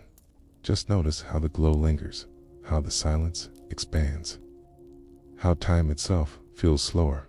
For centuries, candlelight ruled the nights of old England. It marked ritual, celebration, fear, and hope. But slowly, other forms of light began to challenge its hold. Oil lamps spread first, offering brighter flames, steadier glow. Whale oil and later kerosene-filled glass lamps. Their flames shielded from drafts, their light lasting longer than candles of tallow or wax. In towns, lamps burned in windows and along streets. Small beacons piercing darkness more steadily than any candle-dot picture such a lamp. Its glass chimney glows faintly orange, the wick burning with steady flame. The smell of oil lingers in the air, sharp and heavy, different from wax. The glass is warm under touch, the light steady, even when the wind rattles shutters. Shadows still form, but they are smaller, tighter, less mysterious. If you're still listening, you don't need to remember the oil or the glass. Just hold the steady glow, the quiet replacement of one flame by another. Then came gaslight. In the 18th and 19th centuries, pipes carried gas through cities, powering lamps that burned brighter than any candle or oil flame before them. Streets that once ended in shadow now glowed with a pale, steady light. The air smelled faintly metallic, tinged with coal. The nights grew shorter, not in hours, but in depth. Darkness no longer pressed so close. Silence no longer folded so heavily. Imagine walking through a street newly lit by gas lamps. The glow falls across cobblestones, pooling under each lamp. The hiss of flame is faint, the air faintly warm around the post. Above, the sky is still dark, but the street no longer belongs fully to night. People walk later, voices carrying longer, shops staying open beyond dusk. The rhythm of evening shifts. If you're still listening, you don't need to follow each change. Just notice how the darkness itself feels thinner, how the shadows retreat, how the night becomes less mysterious. For those who remembered candlelight, the change was unsettling. Some praised the clarity of gas, the way it banished shadow. Others mourned the loss of softness, the way candlelight made rooms smaller, warmer, more intimate. Gaslight revealed everything, but it also erased mystery. Candles had flickered, had bent and swayed, had filled rooms with scent and texture. Gas burned steadily, efficient but impersonal. Picture an old inn where both kinds of light meet. On one table, candles still flicker, their flames trembling in draft. On the wall, a gas lamp hisses softly, its glow white, unwavering. The two lights mingle uneasily, shadows sharp on one side, softer on the other. Patrons sit beneath both, their faces half lit by steadiness, half by flicker. In that moment, you sense a transition, not abrupt, but certain. If you're still listening, you don't need to choose between the two. Just notice how the lights mingle, how the past and present overlap. Silence folds around both. By the late 19th century, electricity arrived. Its glow was different still, not flame at all, but brilliance drawn from wires. Rooms, once shaped by flicker, now glowed steadily. Streets shone brighter than day. Windows cast light outward, spilling into night in ways candlelight never could. The mysteries of shadow, the softness of flame, seemed to recede. Picture the first moment a family sees electric light. The switch clicks. A bulb glows white and steady. The room brightens all at once. No smoke, no wax, no hiss. Children gasp, their faces wide with wonder. But the mother glances at the shelf where the candlesticks stand, their wicks blackened from the night before. She feels something lost, not utility, but intimacy. The gentle folding of silence into flame. If you're still listening, you don't have to follow the invention. Just notice the shift, sudden, steady, brilliant. Notice how the shadows flee all at once, and how the silence changes when nothing flickers anymore. Even as new light spread, candles remained, not for necessity, but for memory, for ritual, for atmosphere. Churches kept their rows of candles burning, their flames still petitions, their smoke still prayers. Festivals lit candles for ancestors, for saints, for travelers. In homes, candles still marked weddings, still flickered on tables at feasts, still guided the dying in their last hours. The practical flame faded, but the symbolic flame endured. Picture a church in the age of electricity. Chandeliers blaze with bulbs, their brilliance filling every corner. Yet, before the altar, hundreds of small candles burn, their flames softer, warmer, each one lit by hand. The bulbs reveal the space. The candles make it sacred. You smell the wax, hear the faint hiss of wicks. Feel the intimacy of flame among brightness. If you're still listening, you don't need to hold the contrast. Just let the small flames remain, steady against brilliance, soft against certainty. Candlelight lingered in memory, too. Writers spoke of its glow, of the way it softened time. Painters caught its flicker in portraits, faces half lit by trembling flame. Families remembered the way evenings once closed inward, how voices softened as candles burned low, how silence thickened when the wick hissed its last breath, Imagine such a portrait. A woman sits in half light, a candle on the table before her.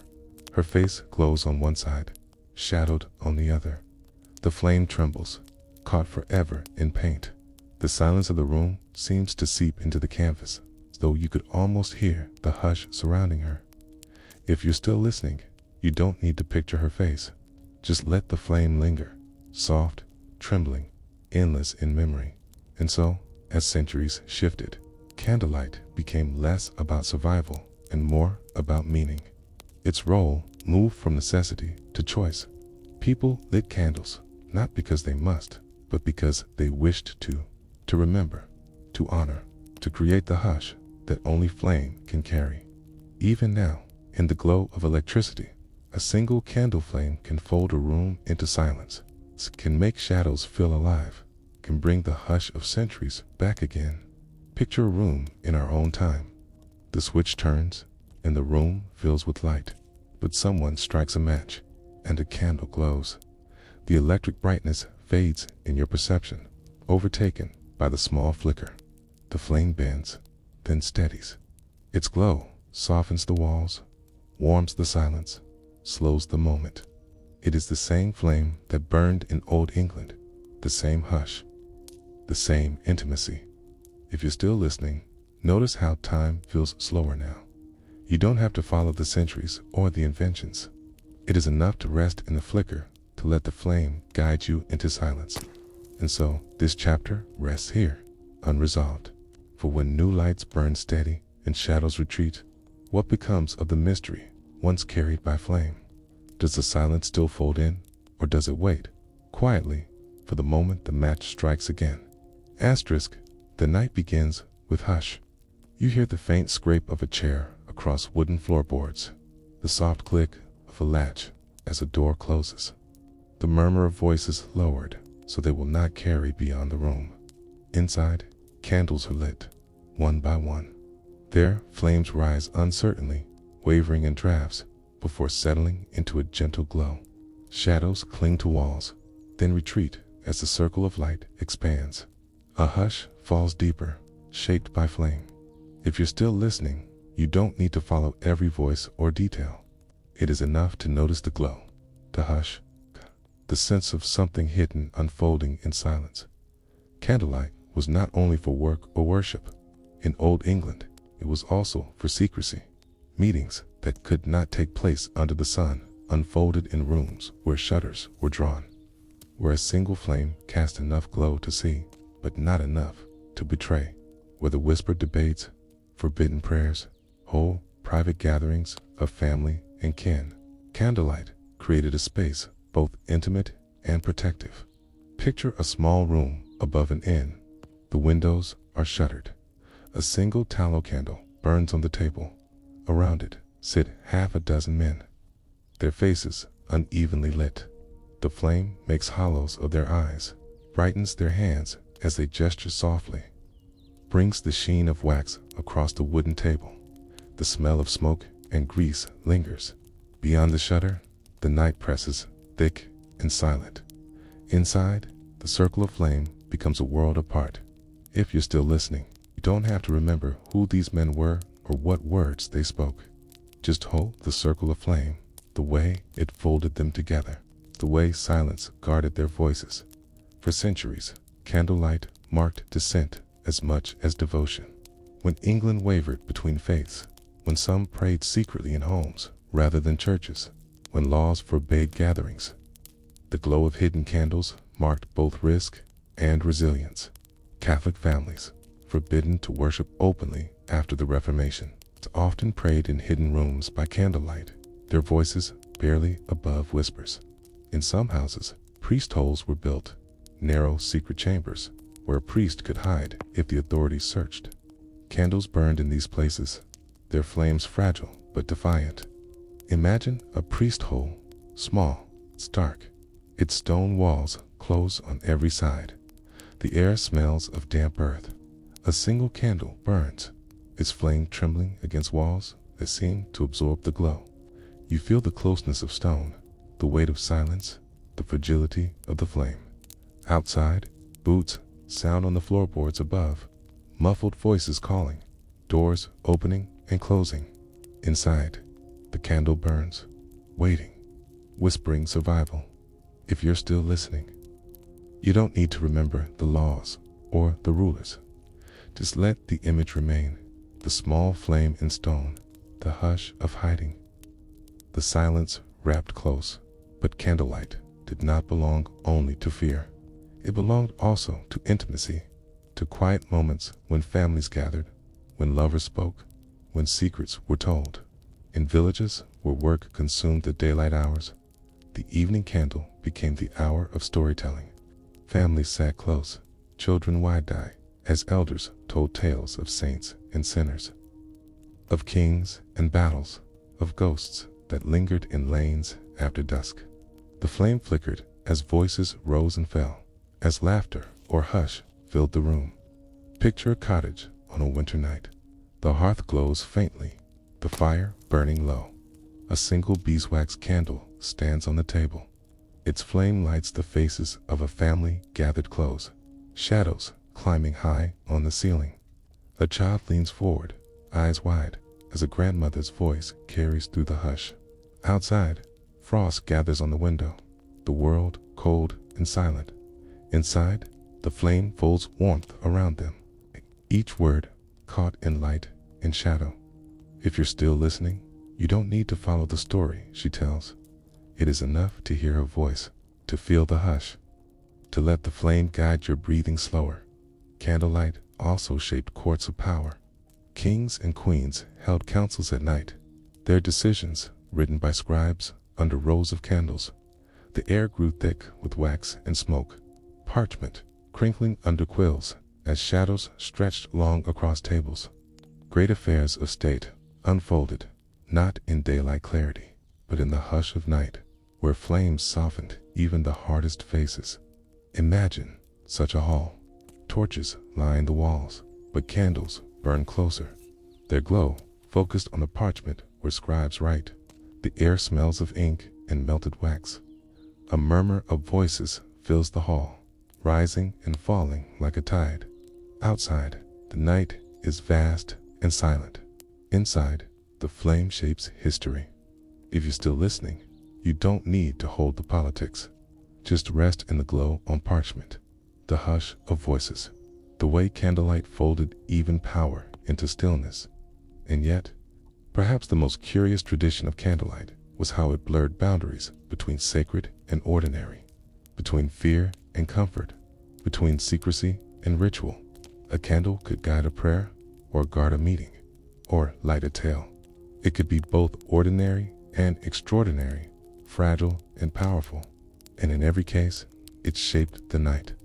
Picture yourself in such a night. You sit in a wooden chair, a candle burning before you. Shadows fold across the walls. Voices murmur nearby, indistinct, almost like wind. You do not need to know their words. You need only to feel the glow, the hush, the endless folding of time around flame. If you're still listening, notice how your breathing slows. You don't need to remember the centuries. It is enough to drift with the flame, to let silence fold close, to rest in the flicker. And yet, as the candle burns lower, as the flame trembles, as the wax runs thin, a question lingers quietly. When the flame dies, when the night reclaims the room, what remains of the secrets it once held? Do they vanish with the smoke, or do they linger in silence, waiting to be found again in another flicker of light? Asterisk, the night opens again, not in silence this time, but in a low and steady hum. You hear bells tolling across a valley, their echoes softened by mist. You smelled wood smoke, carried by the air, mingled with something sweeter, beeswax and resin, the faint scent of pine torches. As you step into the scene, you see a village square slowly filling with people. Lanterns swaying at their sides, candles flickering in cupped hands. It is the hour of gathering, when ordinary night was transformed into something communal. When flame became more than survival, it became celebration. If you're still listening, you don't have to follow every sound or detail. It is enough to notice the glow, the hum, the way night is softened by hundreds of tiny flames. In old England, certain nights were marked not by the sun, but by the candle. Candlemas, held in the chill of February, was one such night. Families carried candles to church, the wax still warm from the maker's hand, the flame newly blessed by a priest. The glow of so many flames filled the nave with warmth, even as frost lingered outside. For those who believed, the candle became not only light, but protection from storms, from sickness, from spirits that might wander the dark. Asterisk, picture a church interior. Stone walls cold to the touch, the smell of damp clinging to the air.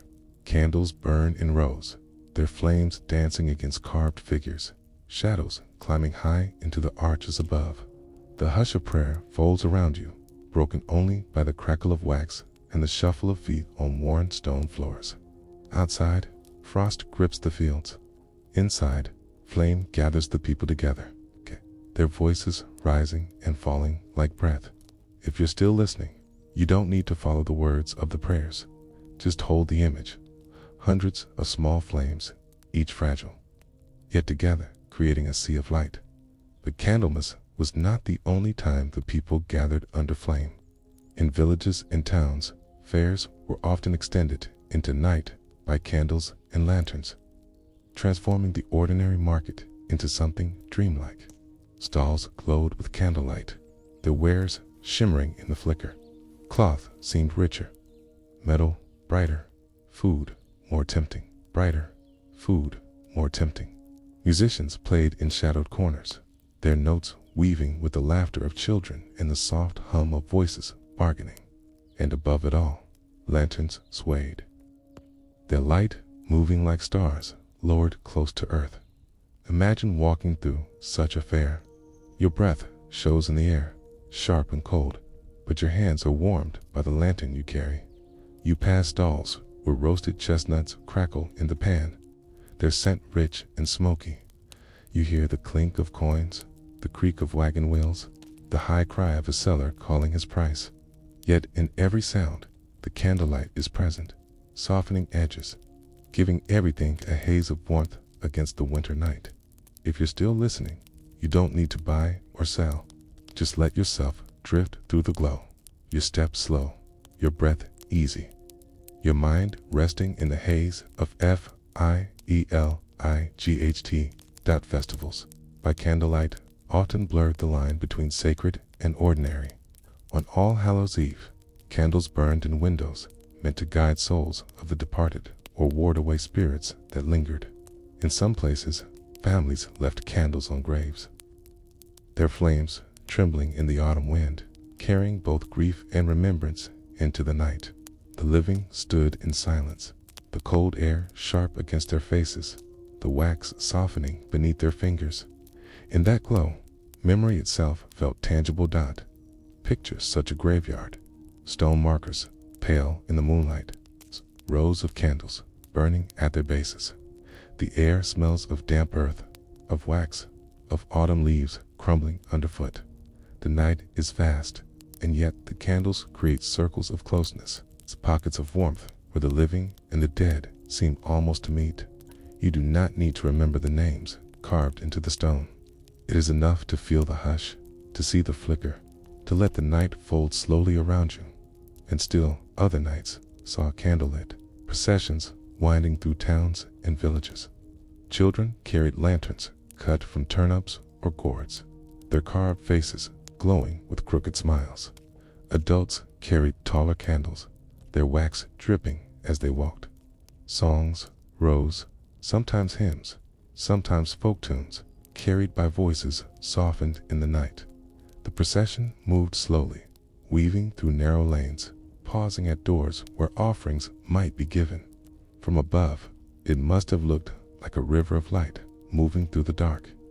If you're still listening, notice how time feels slower now. You don't need to keep each image in memory. Just let them drift past like lanterns on water, each flicker a moment, huge glow a breath. Communal candlelight carried more than joy or ritual. It carried power. In courts and guild halls, decisions were often sealed by candle. A candle burned while oaths were sworn, and when the flame guttered out, it was said that the vow held as surely as the wax that hardened in silence. In trials too, candles might be present, their flames a reminder that light, however fragile, revealed truth. Imagine such a hall, stone cold beneath your feet, benches filled with people watching, a judge's voice low and steady. On the table before him, a candle burns, slight trembling as though listening. If you're still listening, you don't need to weigh the judgments. It is enough to see the flame, steady, waiting, marking time in silence. But perhaps the most secretive of candlelit traditions were those that blended faith with superstition. In some villages, candles were lit, not just for prayer, but for divination. A young woman might drip melted wax into water and study the shapes, believing the flame had whispered of her future.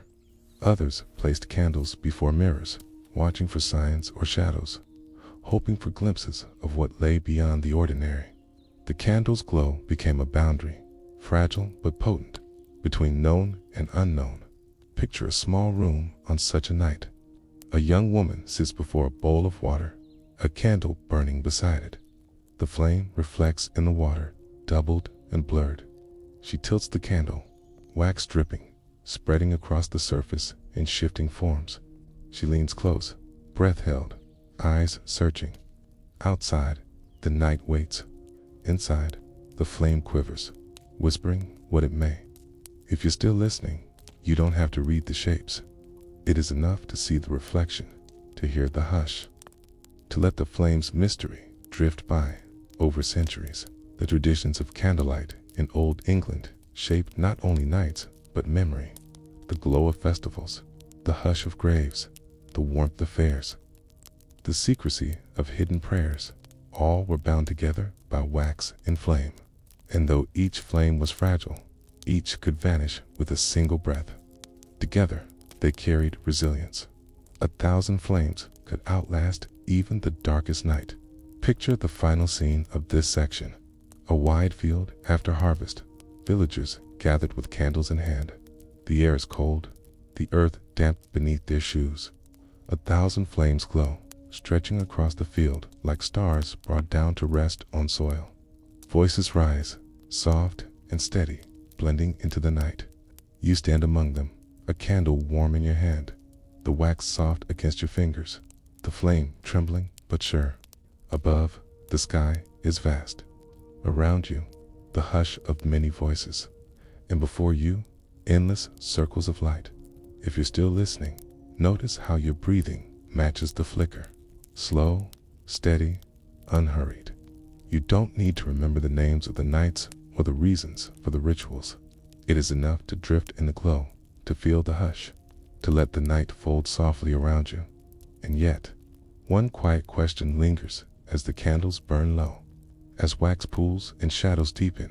When the last flame fades, what remains of the memories it carried?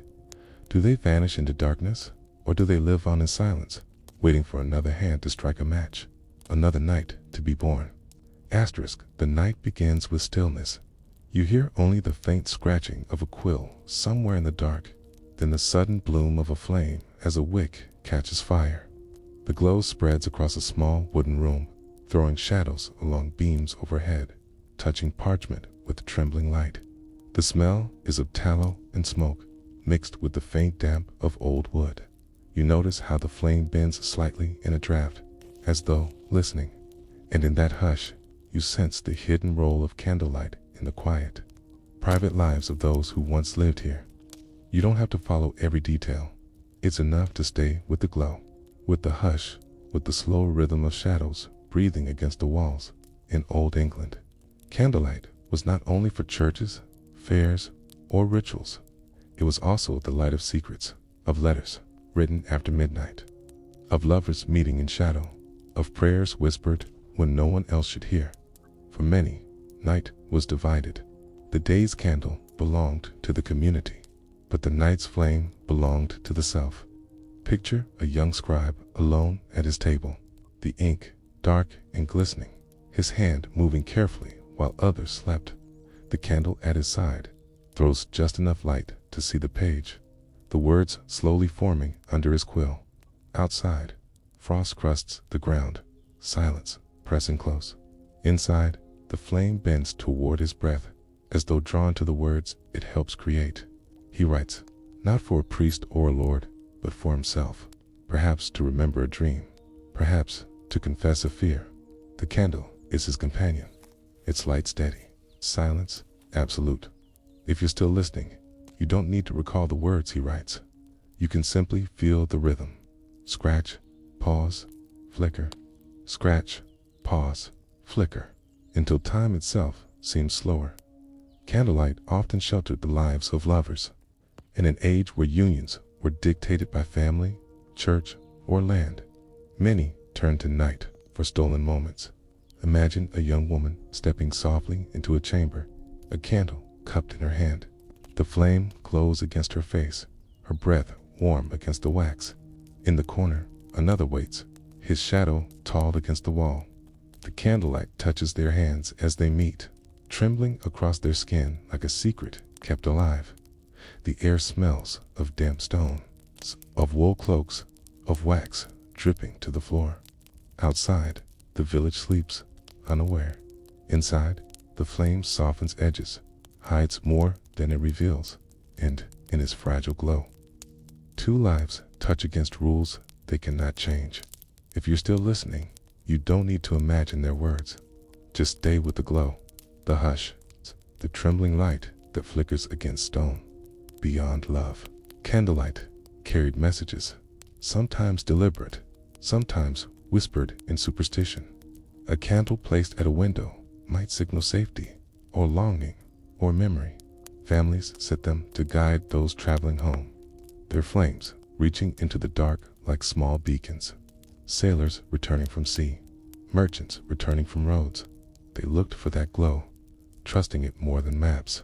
Imagine standing on a distant lane, wind sharp on your face, mud cold beneath your boots, and then seeing it, a single candle burning in the window, steady and waiting. It tells you you've been remembered, that warmth waits inside. The smell of peat fires drifts faintly through the night. The road is endless, but that one flame anchors it all. If you're still listening, you don't need to walk the whole road. Just rest in the glow of that single candle in the window. Superstitions. 2. Clung to the flame. Some believed a candle could reveal truth about love if it burned steady while a question was asked. The answer was yes.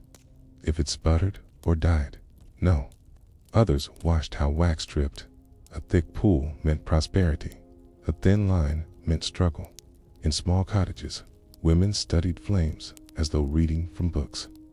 Their faces lit by orange glow, their hands still as they listened to the whisper of wax. They listened to the whisper of wax. Picture one such room.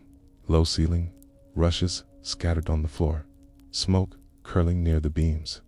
A young woman bends close to a candle, her eyes reflecting its flame. She watches it tremble, her breath caught. The night holds its silence, and for her, the flame becomes a voice. If you're still listening, you don't need to follow a question. Just stay with the hush, the flame. The way wax slides down like time itself melting away. In hidden rituals, candles sometimes carried darker weight. It was whispered that if a candle was lit from a hearth where someone had died, its flame could summon spirits. In some villages, people avoided borrowing candles for fear they carried misfortune from one house to another. To carry a candle was to carry not just light, but unseen meaning. Imagine the unease of someone walking home at night, candle in hand, wondering if its flame bore memories not their own. The road is narrow, the hedge tall on either side. The air smells of damp leaves and smoke. Each step crunches against frozen earth, and in the hand, the candle burns, small, steady, but whispering in every flicker. If you're still listening, you don't have to follow the fears. Just hold to the glow. Let the road drift past. Let the flame keep its secrets. Yet, candlelight was not only a burden, it was also tenderness. Parents carried candles to check on sleeping children, their steps quiet, their faces softened by the glow. In silence, they adjusted blankets, touched a brow, listened for breath. The flame trembled above them, fragile but warm. And in that moment, the candle became love itself, soft, watchful, present in the dark. Picture such a chamber. Small bed, rough sheets, a child's form curled beneath wool. The parent leans close, the flame lighting both faces, one old, one young. The air is still, the silence deep. The candle holds them in its glow, steady and patient. If you're still listening, you don't need to be that child or parent. It's enough to rest in the stillness, to feel the warmth of that flame in the hush of the night.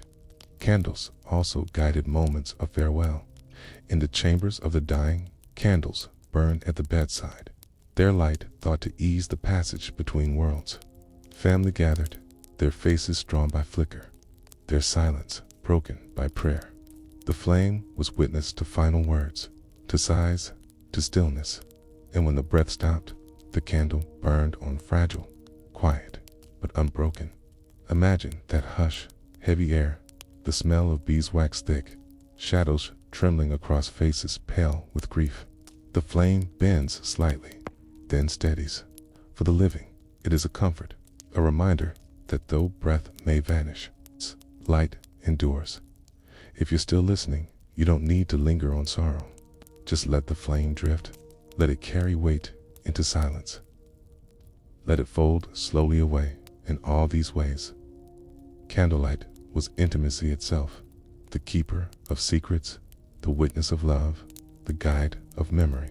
While the world beyond might have been harsh fields, frozen, hunger pressing, laws unyielding, the candle offered something softer. It gave space for the unspoken, for the hidden, for the fragile moments between heartbeats. Picture the final image of this section. A small chamber in old England, its walls rough, its floor swept clean. A single candle burns on a wooden table. Around it, shadows gather, bending with its light. On the table lies a folded letter, sealed with wax, waiting for a hand to claim it. Outside, the night is vast and cold. Inside, The flame bends toward the letter, as if reading, as if holding its words in trust. If you're still listening, notice how your breathing matches the flame again. Slow, steady, unhurried. You don't have to remember the letter or its meaning. You don't need to hold on to names or dates. It is enough to rest with a glow, to let the hush deepen, to let time drift slower and softer. And yet a quiet question lingers as the candle burns low, wax pooling, flame bending lower. When all the hidden lives are gone, when letters vanish, when footsteps fade, does the candle remember? Or does it let all secrets fold into silence forever? Silence forever.